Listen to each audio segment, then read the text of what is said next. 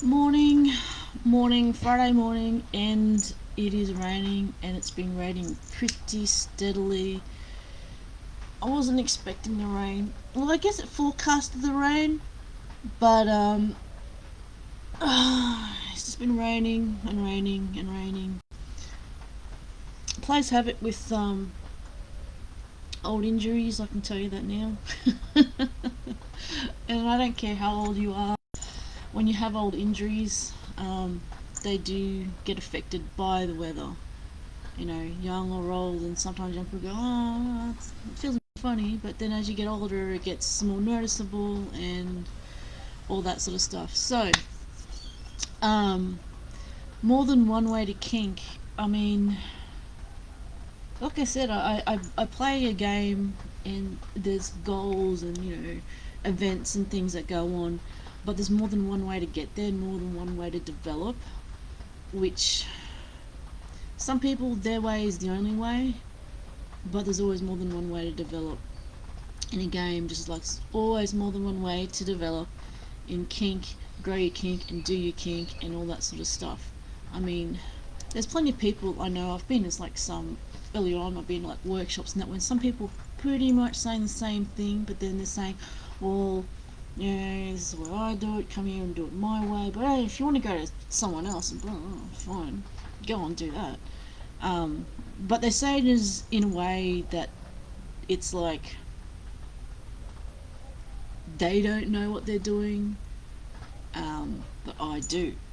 They try and come across as an authority, and like I've said many times, there is no training courses for what we do, or there is, but there is no government recognised training courses for what we do.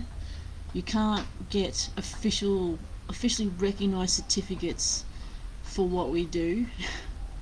You can get people that can create academies and learning programs and all that sort of stuff for what we do. Good, fine. If you need a little certificate for like a little thing, fine.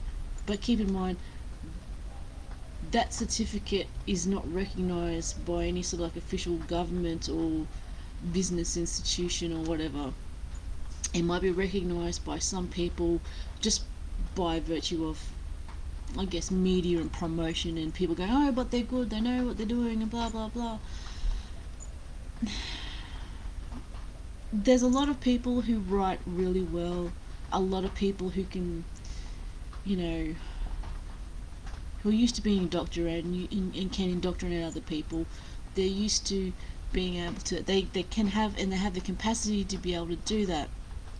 What they don't do is full on tease things out and make you realize. I mean, they make you realize some things of what you do, but is it really what you wanted rather than the idea of what you wanted as a fantasy? And they're bringing some of it in reality and telling you that this is really it. I mean, there's a lot of people I know who have dipped their toes in and been in with these people, and then when things go bad, they go really bad, and they just suddenly leave. Um, and and I said, but that's not really what it's about. And they go, well, why didn't you tell us? I said, would you have listened to me? Would you have listened to me at that time when you were so fascinated with these people? When you were so caught up in what the one true way was supposed to be for them and for you. I mean, there's more than one way to reach your goals. But having said that, a lot of people get stuck in a frenzy, and a lot of people rely on that fact that you know nothing other than a brief fantasy that can be applied to anybody. I mean, so-called academies, and so-called colleges and institutions and whatever are good in a way, but they're also bad in a way. It's like these days, universities used to be to challenge your brain, to challenge your thoughts, your thinkings, what you grew up learning and knowing. They're not to reinforce and baby you. They're not there as a comforting place. They're not there as a home away from home. They are supposed to be there to challenge you, because people will do that in real life. They'll challenge you, they'll ask you questions, they'll make you uncomfortable. from that you learn how to deal with different situations.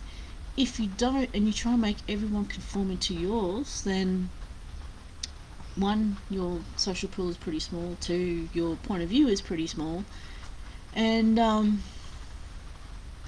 three, when things go wrong, you feel trapped.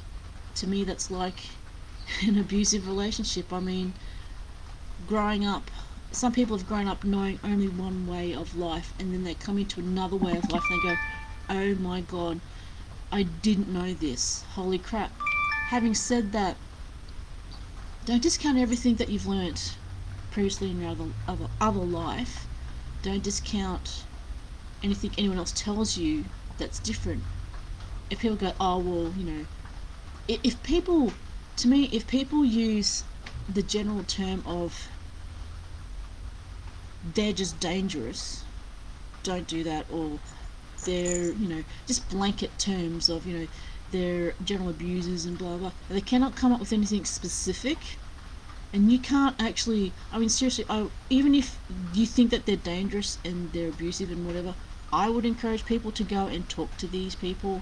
I've done that when something was blowing up in our local community, and I actually went and contacted the actual person that they accused of, you know, what was going on. And I said, look, I don't know you from a bar of soap, but I'm just curious.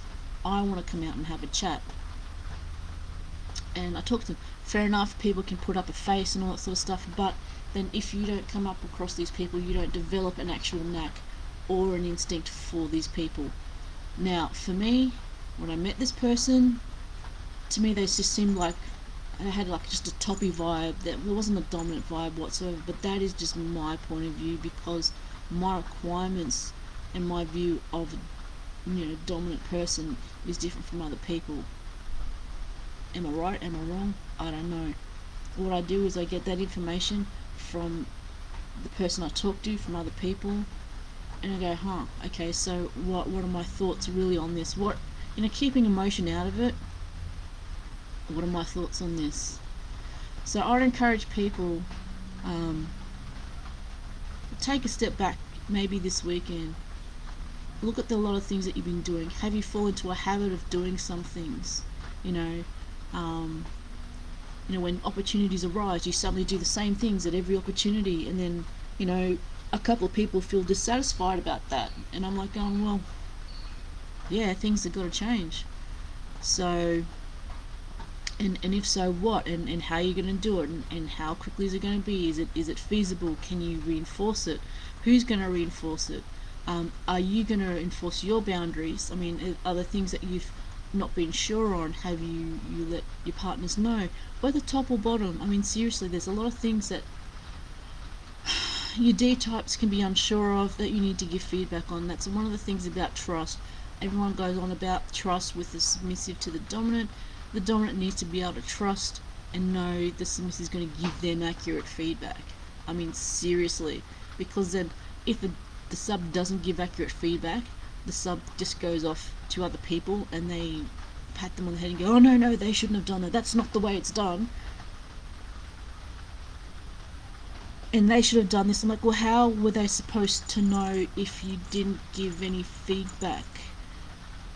How are they supposed to be able to develop a way with you, or develop a dynamic with you, or develop whatever it needs to be done with you on an individual basis if you don't let them know? If you immediately say, oh, but you know, this blanket thing should be done all the time. I'm like, no, it shouldn't. There's quite a few people I know that says, oh, you know, I have cuddles and sex for aftercare. I'm going, well, there's a few people I know who are happily partnered who will play with us, so they won't give that. And then next thing you know, they'll go, oh, but my consent was violated because I didn't get cuddles and sex afterwards. And I'm like going, well, for some people it's not about the sex, it's not about the cuddles, it's about, you know, you doing whatever. And it's a complicated issue at one point and pretty simple in another. You know, don't get caught up in what other people say. Use whatever you learn as a guidance for what you need, what is your requirements, what you have, and again, you know, there are many different ways to go. I mean, you might try a few different ways. They might not work. It might be a bit too much. It might not be enough. It might bring up unknown issues. Okay, again, that doesn't mean consent is violated. It means that you need to have a talk.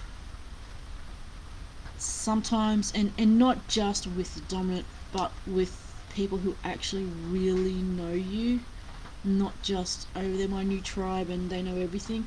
There are other people that will call you on your shit.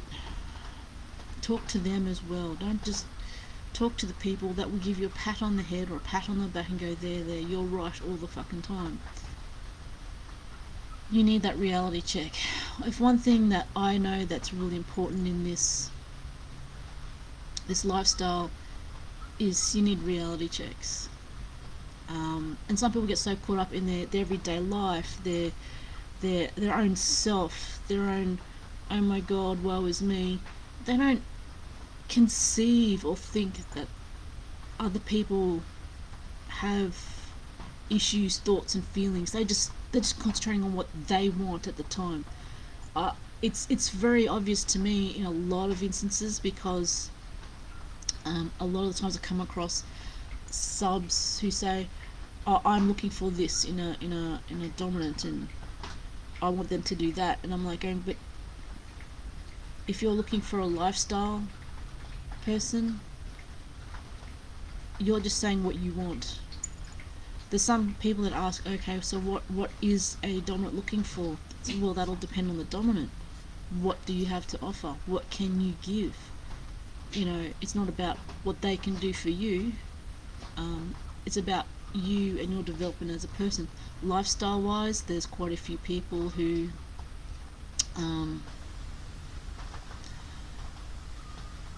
like that a sub is taking initiative for their own learning, training, doing a few things.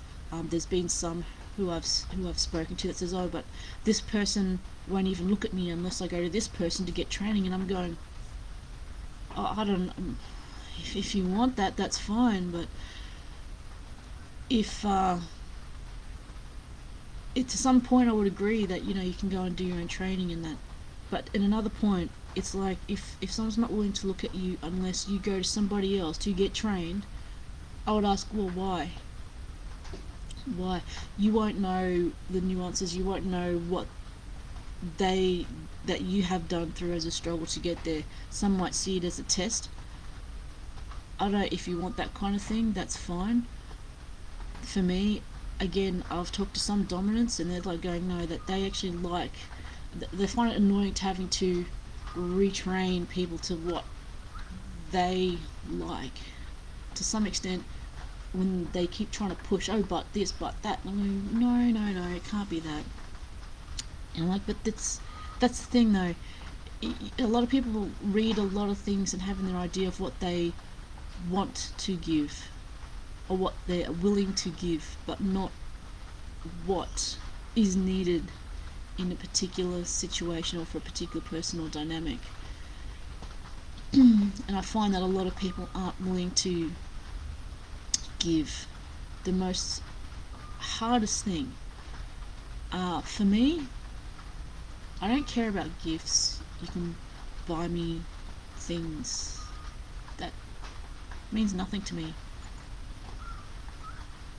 To be able to take up room in your consciousness and consideration, to me, is worth more. Not just as a side, as an afterthought, but as an actual genuine thought of consideration, even a thread going through life. I mean, that's what they call like mental colouring in dominance, and that it's for me, that's what it is more of. I mean, you know, physical representations like collars and stuff like that, that's all there. It can be comforting, but when it comes down to it, is it up here? You know, Do you actually convey that to a person? Some people might think that they do, and they don't. It's all in their head. It's all a part of their fantasy. But have you actually considered that person and the whole of them, not just in that role in the dynamic, but them as a person, as somebody who has, you know, a life other than what's in the dynamic, and to be able to build a life together. For some people, for some it's to be able to spend time and make the most of the time, not just in a kink play session way, but is as in you are a person way. Or is that not what you want? Is what you want just a brief sort of thing that you can fit within your life for the moment? I mean, you've got to think about your capabilities and what you're doing, a long-term plan, not just 1 or 2 years, but a lot longer term. I mean, I don't think I'll be able to go back to completely what they call a vanilla life. I would seek something. I don't know what, and that's okay, but there is something there that I would like, and who knows? I don't purport to know how my kink will develop in the future, and there is always more than one way to kink, and it'll be different. So, I think that's a bit of enough ranting for me for Friday. I think the rain's got to me. But it's not as cold, ironically enough. It's raining and wet, but it's not as cold.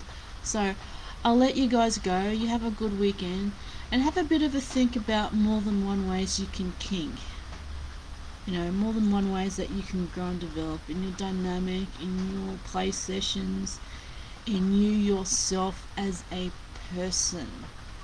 Okay? Because that's what I'm concerned about the most with people, is you as a person. You know, being kinky is a part of who you are. It's not everything that you are. And there's some people, that's all they're acting out to be. If you don't want to be treated as just a kinky bit of fluff, stop acting like it. Anyway, I'll catch you guys later. I'll see ya. Have a good weekend. For me, it's going to be pretty busy. A lot of social stuff on, and a lot more stuff to do with renos. Hopefully this rain will let up to allow for a bit more renos. Okay? Bye.